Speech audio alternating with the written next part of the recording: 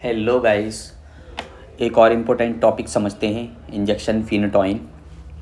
ये एप्सोलिन के नाम से मार्केट में अवेलेबल है और एपीप्राइम के नाम से भी ये मार्केट में अवेलेबल है। और इसकी जो क्वांटिटी होती है वो 50 mg पर ml होती है। तो हम इसका समझेंगे इंट्रोडक्शन क्या है, इसका इंडिकेशंस क्या हैं, इसके कॉन्ट्रा इंडिकेशंस क्या हैं, इसकी डोजिंग क्या है, इसकी डोजिंग जो कैलकुलेशन फार्मूलाज क्या हैं।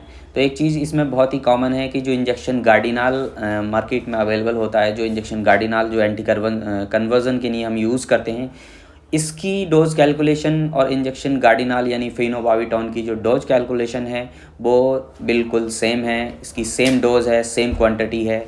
और इसको जो डाइल्यूशन का फॉर्मूला है वो थोड़ा सा अलग है। इसको 4+6 करके हम बनाते हैं। तो आइए समझते हैं। ये एक स्लो एक्टिंग ड्रग है, slow acting but long duration of action, जैसे कि गार्डिनाल का होता है। और रिस्क रहता है इसमें रेस्पिरेटरी डिप्रेशन का, और risk of blood pressure low blood pressure होने का पेशेंट का जो है डर रहता है। पेशेंट का इसमें बीपी लो हो सकता है। और ये सडेशन के रूप में भी यूज़ की जाती है।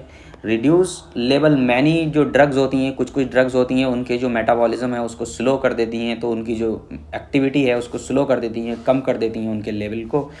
Preferred in less than 3 month of patient. अगर 3 से 4 महीने का पेशेंट है तो उनमें इनका जो इफ़ेक्ट है वो बहुत ज़्यादा देखा गया है, लेकिन ये सभी पेशेंट में यूज़ किया जाता है। और अवेलेबल है ये 50 mg पर ml मार्केट में जो अवेलेबल है। 50 mg का इंजेक्शन आता है पर ml में, और ये 2 ml का एम्पूल होता है लगभग। तो ये 100 mg पर 2 ml होता है।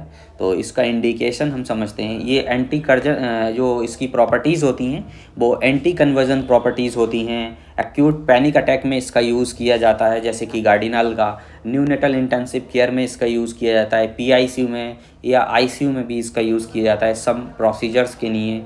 एनेस्थीसिया एजेंट की तरह भी इसका इस्तेमाल किया जाता है। स्टेटस एपिलेप्सी में भी इसका यूज किया जाता है। तो इसके कुछ कॉन्ट्रा इंडिकेशंस हैं। कॉन्ट्रा इंडिकेशन है कि पेशेंट को प्रेगनेंसी में नहीं देना है, शॉक में नहीं देना है, या रीनल फेलियर का पेशेंट है, इनकी किडनी ख़राब है, किडनी में प्रॉब्लम है, तो उनको नहीं देना है। उसका कॉमा वाले पेशेंट को हमको बहुत ही कॉन्शियसली यूज़ करना है। और एक्यूट पल्मोनरी इनसफिशियंसी है, पेशेंट को ब्रीदिंग प्रॉब्लम है, तो हमको बहुत ही केयरफुली देना है। और उसका जो है रेस्पिरेटरी रेट जो है ध्यान रखना है कि वो पेशेंट ब्रीद होल्ड ना कर दे और पेशेंट एपनिया में ना चला जाए। तो इसके कुछ एडवर्स इफ़ेक्ट भी हैं। एडवर्स इफ़ेक्ट में समझते हैं कि पेशेंट को एपनिया हो सकता है, हाइपोटेंशन हो सकती है, पेशेंट को बीपी लो हो सकता है, पेशेंट का हाइपोटोनिया यानी मसल की जो टोन है वो कम हो सकती है, पेशेंट का जो मूवमेंट है वो कम हो सकता है, पेशेंट को हेडेक हो सकता है। अब नॉर्मल आई मूवमेंट पेशेंट का देखने मिल सकता है। पेशेंट इधर उधर थोड़ा सा देखेगा और हम समझेंगे कि पेशेंट को कोई अबनॉर्मलिटी है, तो इसकी वजह से ये इसका साइड इफ़ेक्ट है। पेशेंट को कन्फ्यूजन हो सकता है, कोई चीज़ आपको बताएगा और भूल जाएगा, फिर इस तरह का कन्फ्यूजन पेशेंट को हो सकता है। पेशेंट को हेल्यूसिनेशन हो सकता है, कुछ चीज़ वहाँ पे अवेलेबल नहीं है लेकिन पेशेंट को दिखाई देगी कि वो ये है वो है। तो इस तरह से पेशेंट को हेल्यूसिनेशन भी हो सकती है। वर्टिगो यानी चक्कर भी पेशेंट को आ सकते हैं। इसकी डोज कैलकुलेशन समझते हैं। इसका जो डोज कैलकुलेशन है, इसको इजी करने के लिए या फिर इसका जो हम पेशेंट समझते हैं कि न्यूनेट्स होते हैं, उनकी जो डोज कैलकुलेशन है बहुत ही स्पेसिफिक होती है। हमको थोड़ी सी जो डोज ज़्यादा चली जाएगी तो पेशेंट को प्रॉब्लम हो सकती है। तो इसलिए हमको हमेशा इसको डाइल्यूट करना है। डाइल्यूट करने के बाद ही इसकी डोज को कैलकुलेट करके लगाना है पेशेंट को। तो हम इसकी डोज को जो कैलकुलेट करते हैं वो डाइल्यूट करके करते हैं। तो हम इसको 4+6 बनाते हैं। 4 ml हम लेंगे फिनोटॉइन और 0.9% NS लेंगे हम 6 ml। तो 4+6 ml बनाएंगे तो ये जो है 10 ml बन जाता है। 10 ml में हम समझते हैं कि जैसे कि हमने गार्डिनाल का बनाया था, तो गार्डिनाल भी हमने 10 ml पर 200 mg बनाया था। 10 ml में 200 mg हमने बना लिया था। तो उसी तरह से भी इसकी भी डोज जो कैलकुलेशन है वो सेम हो जाती है। 20 mg पर kg यानी 1 ml पर kg हो जाएगी लोडिंग डोज इसकी।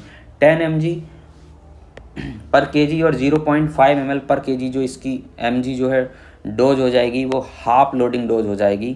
और हम समझते हैं कि पेशेंट की जो डोज है मेंटेनेंस डोज भी इसकी सेम होती है, 5 mg पर केजी पर डे यानी 0.25 ml पर केजी पर डे। ये इसकी मेंटेनेंस डोज हो जाती है। हमने जैसे समझा था कि ये बहुत ही जो है कॉन्शियसली यूज़ करना है, इसका रेस्पिरेशन होल्ड कर सकता है, पेशेंट को एपनिया हो सकता है, तो हमको सडन पुश नहीं करना है, डायरेक्टली हमको नहीं देना है, हमको हमेशा इसको इन्फ्यूजन से देना है और ऑलवेज 30 to 40 मिनट में हमको देना है इन्फ्यूजन पंप से, तो हमको डायरेक्टली पुश नहीं करना है।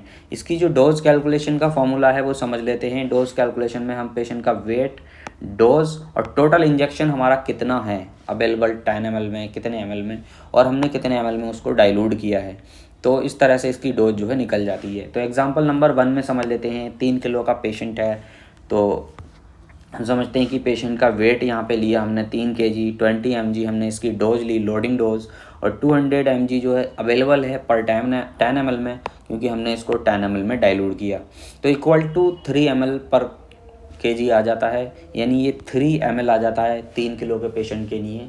तो 3 किलो के पेशेंट के लिए ये 3 ml इसकी डोज आ जाती है, तो यानी 1 ml पर kg हम इसको यूज़ करते हैं। तो इसको ऐसा नहीं है कि 3 ml निकल के आ गई डोज और हमने 3 ml से इन्फ्यूजन लगा दिया, इसको 3 ml को भी डाइल्यूट करना है 5 ml में या 8 ml में या फिर 10 ml में डाइल्यूट करना है, फिर सिंपली हमको इन्फ्यूजन से 30 to 40 मिनट में या 1 आवर में लगा देना है, 1 घंटे में लगा देना है। सेकेंड एग्जाम्पल में समझ लेते हैं कि इसकी हाफ लोडिंग डोज जो होती है, हाफ लोडिंग डोज होती है वो 10 mg पर kg से हम पेशेंट को देते हैं, 10 mg पर kg से हम पेशेंट को देते हैं।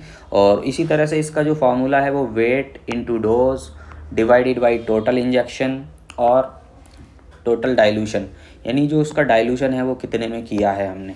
तो 2.5 ml हमने 2.5 kg का पेशेंट लिया हमने, 10 mg से हमने डोज देनी है, इसको डिवाइडेड करना है 200 mg से और इनटू करना है 10 से, इक्वल टू 1.25 ml आ जाता है। 1.25 ml लेना है हमको, और उसके बाद में हमको उसको NS में डाइल्यूट करके 30 to 40 मिनट में हमको सिंपली लगा देना है।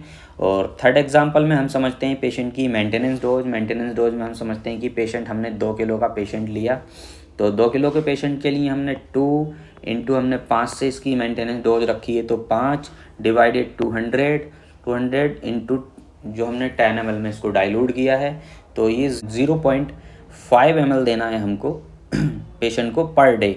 तो 0.5 ml पर डे देना है, इसका मतलब है कि 0.25 ml हमको सुबह देना है और 0.25 ml हमको शाम देना है, यानी कि 12 घंटे में हमको डोज पेशेंट की रिपीट करनी है। 24 आवर में हमको पेशेंट को 2 बार हमको देनी है, यानी 12 आवर में पेशेंट की जो है डोज जो है वो रिपीट करनी है। तो आई होप आप समझ चुके हैं। अगर समझ में नहीं आती है तो वीडियो को दोबारा देखेंगे तो कंप्लीट समझ में आ जाएगी, और नोट करके देखते हैं, नोट बनाते हैं आपके, तो बहुत ही सिंपली समझ में आ जाएगी। तो thank you for watching this video.